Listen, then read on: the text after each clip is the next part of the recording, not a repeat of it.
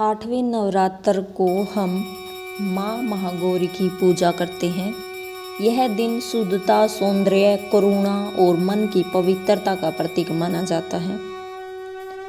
प्राचीन समय की बात है, माँ पार्वती ने भगवान शिव को पति रूप में पाने के लिए कठोर तपस्या की। उन्होंने वर्षों तक जंगलों में रहकर बिना अन्न और जल के तप किया। उनके शरीर पर धूल, मिट्टी और कठिन तपस्या के कारण कालेपन की परत जम गई। फिर भी उनका मन अडिग था। उनकी भक्ति और तप से प्रसन्न होकर भगवान शिव ने उन्हें दर्शन दिए। उन्होंने माँ पार्वती को गंगा जल से स्नान कराया। जैसे ही गंगा जल उनके शरीर पर पड़ा, उनका रूप अत्यंत उज्जवल और गोरा हो गया। उनका यह दिव्य, सुंदर और शांत रूप ही माँ महागौरी के नाम से प्रसिद्ध हुआ। माँ का रंग अत्यंत श्वेत यानी गोरा, वे सफ़ेद वस्त्र धारण करती है। उनका वाहन वृषभ यानी बैल है।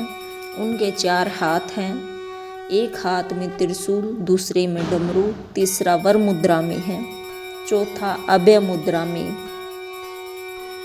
इस कथा का महत्व हमें समझाता है। माँ महागौरी की पूजा से सभी पाप नष्ट होते हैं, जीवन में शांति और सुख आता है, विवाह संबंधी समस्याएं दूर होती हैं, मन और आत्मा शुद्ध होती है।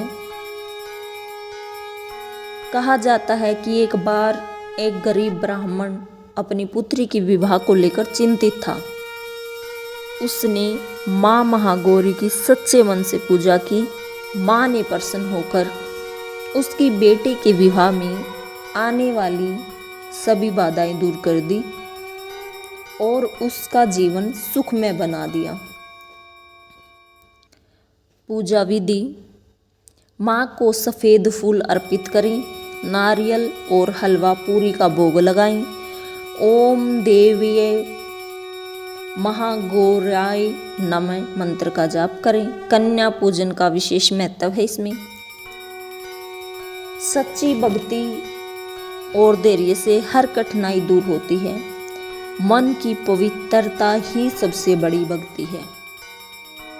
यह कहानी हमें सिखाती है कि अगर हम सच्चे भाव से माँ को याद करें और उनकी भक्ति करें तो माँ हमारी सभी मनोकामनाएं पूर्ण करती हैं, हमें हर दुख से दूर रखती हैं और हमारे हर काम को संपन्न करती हैं। इसलिए अगर आप कुछ भी अच्छा करें तो माँ के बारे में पहले जरूर जाप करें।